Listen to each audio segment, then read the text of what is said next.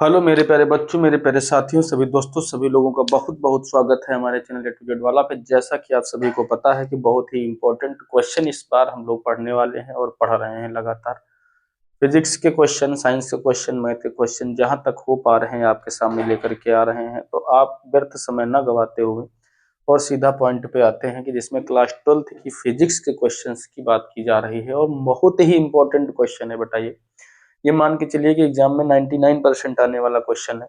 ऐसे क्वेश्चन जो किसी न किसी सेट में तो पक्का ही आने वाले हैं। अब आपके सेट में फंस जाते हैं तो बड़ी ही अच्छी बात है। तो समांतर प्लेट संधारित्र की धारिता जब उसकी प्लेटों के मध्य आंशिक रूप से परावैद्युत पदार्थ रखा हो, ये वाला आज मेरा टॉपिक है। ठीक है, तो समांतर प्लेट संधारित्र की धारिता का हम लोग पढ़ने वाले हैं। तो ऐसे केस में हम लोगों ने मान लिया कि माना धातु की दो प्लेटें एक्स और वाई हैं, जिनके बीच की दूरी डी है तथा उनका एरिया यानी क्षेत्रफल ए है। ठीक है, अब प्लेटों के बीच की जो दूरी डी थी, इसके बीच में हम एक आंशिक रूप से परावैद्युत पदार्थ भर देते हैं और उस परावैद्युत पदार्थ का जो परावैद्युतांक है वो के है तथा जिसकी मोटाई जो है वो टी है। ये सब लिख लेते हैं हमने, ये माना फलाना जो भी चीज है, समय को न गंवाते हुए लिख लिया गया। अब यहाँ पे जो प्लेटों के बीच में तो टोटल दूरी तो डी है, लेकिन परावैद्युत पट्टी रख दी गई है टी। तो जिस जगह पे आप परावैद्युत पट्टी रखी है तो परावैद्युत पट्टी की जो मोटाई है वो टी है। तो अब जो जगह बची वायु वाली दूरी, यानी प्लेटों के बीच जो वायु वाला गैप बचा कि वायु जो होगा वो कितनी दूरी में होगी। तो यहाँ पे लिखा है, आप प्लेटों के बीच वायु में जो दूरी होगी वो डी माइनस टी होगी। पहले केस में हम लोग ये देख लेते हैं कि जो तीव्रता है, जहां जहां वायु है वहां वहां तीव्रता क्या होगी।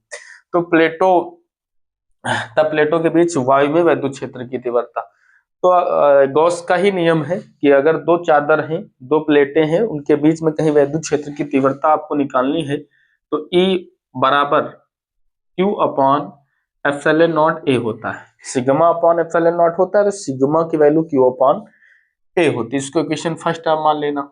इसी के इसको E नॉट रख लेना क्योंकि वायु का निकालना है।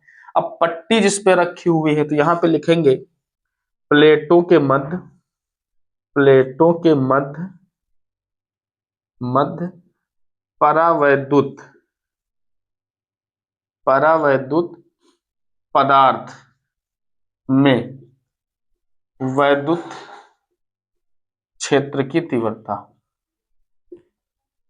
अब जहां पे परावैद्युत पदार्थ भरा है, इसका परावैद्युतांक के है, तो इसकी वैद्युत क्षेत्र की तीव्रता E बराबर लिख लेना Q अपान के एप्सिलॉन नॉट ए और समीकरण 2 मान लेना। अब चूंकि यहाँ पे दो केस हो गए, एक तो ऐसा स्थान जहां पे वायु है और एक ऐसा स्थान जहां पे परावैद्युत पदार्थ है, तो दोनों की तीव्रता अलग अलग होगी। परावैद्युत पदार्थ की तीव्रता अलग होगी और वायु वाली तीव्रता अलग होगी। और जब दोनों की तीव्रता अलग अलग होगी तो इस केस में उनका जो कुल विभव होगा तो क्या होगा। तो प्लेटों के बीच वैद्युत क्षेत्र की, जो प्लेटों के बीच जो ई नॉट है, ये यहाँ पे लिख लेंगे कुल विभव। तब प्लेटों के बीच प्लेटों के बीच प्लेटों के बीच विभवांतर, ठीक, प्लेटों के बीच विभवांतर V बराबर, तो V बराबर हम लोगों को पता है, V बराबर जो होता है V बराबर E इंटू डी होता है। ठीक, याद रखना, ईडी होता है V का फार्मूला जब E यानी वैद्युत क्षेत्र पता हो और बीच की दूरी पता हो। तो यहाँ पर V बराबर दो वैद्युत क्षेत्र पता है, एक तो E नॉट है, तो E नॉट कितनी दूरी में है, तो E नॉट है आपका D माइनस टी दूरी में, तो इंटू में रख दिया, प्लस दूसरा कहाँ पे है, E पता है ये कितनी दूरी में है, ये T मोटाई में, खाली इतना ही में वैद्युत क्षेत्र की तीव्रता ये वाली है। ठीक है, बात समझ रहे हैं ना। पूरे में वायु वाली कितनी दूरी है, तो आप टी वाला माइनस कर देंगे, डी माइनस टी जो बचेगा वो वायु की दूरी बचेगी, और जो आपका परावैद्युत पदार्थ वाली दूरी बचेगी वो टी है आपकी। ठीक है, तो यहाँ पे ई टी हो जाएगा। तो V बराबर इधर लिख लेते हैं, V बराबर ई नॉट का मान रख लेंगे Q upon epsilon not a, ठीक है, और इनटू में डी माइनस टी, प्लस ई का मान रख लेंगे Q अपॉन के एप्सिलॉन नॉट ए इंटू में टी रख लेंगे। दोनों से कॉमन ले लेना, कितना कॉमन मिलेगा, Q epsilon not a common, बचा क्या आपका D माइनस टी प्लस इधर कितना T अपॉन के। अब आप लिख लेना धारिता, तब धारिता C बराबर Q अपॉन V, तो C बराबर Q अपॉन, और V का मान रख लेना। V का मान कितना है, Q बटे एप्सिलॉन नॉट A,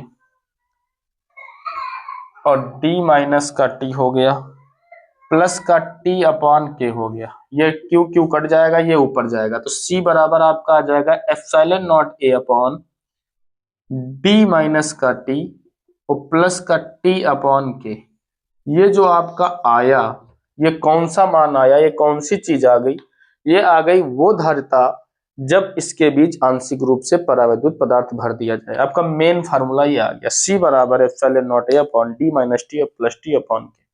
अब इसमें कुछ विशेष स्थितियां अगर उत्पन्न कर दें, अब मान लीजिए सपोज दैट कि ये आपका T है ही नहीं, ये T इसके अंदर है ही नहीं, मतलब जो T है उसका काम खत्म है, T बराबर है 0, यानी मोटाई कुछ है ही नहीं। कुल मिला के परावैद्युत पदार्थ अगर ना हो, केस बना दिया जाए, अगर केस फर्स्ट मान लिया जाए, पहला केस कि अगर T बराबर 0 हो, T बराबर 0 हो अर्थात परावैद्युत पदार्थ ना हो, तो C बराबर क्या हो जाएगा, तब C बराबर एप्सिलॉन नॉट A, और ये T0, ये T0 तो खाली आपका आएगा epsilon not A upon D। C की वैल्यू ये आ जाएगी अगर परावैद्युत पदार्थ ना भरा हो। और दूसरा केस मान लिया जाए अगर पूरे में ही परावैद्युत पदार्थ भर दिया जाए, मान लीजिए ये D जो है, ये पूरी जो दूरी है, ये पूरी की पूरी ये T से ही भर जाए, तो ऐसे केस में आपका जो T होगा वही D हो जाएगा। यानी जब T बराबर D हो जाए, T जो है वो पूरा D में भर जाए, तब क्या होगा, तब क्या होगा आपका ऐसे केस में C बराबर, इसको C के रख लेंगे, C बराबर एप्सिलॉन नॉट A तो रहेगा, और नीचे D और T जब सेम ही हो जाएंगे तो 0 हो जाएगा, और T की जगह पे D रख दिया जाए और अपॉन में नीचे रख दिया जाए K, तो वो K ऊपर चला जाएगा। तो कुल मिला के इतना आएगा। ये दोनों केस आपको आप पढ़ चुके हो, आपको पता है कि C बराबर epsilon not A upon D और C के बराबर के epsilon not A upon D। ये कब है, जब पूरा का पूरा अंदर परावैद्युत पदार्थ भर दिया जाए, और ये कब है, जब परावैद्युत पदार्थ हो ही ना।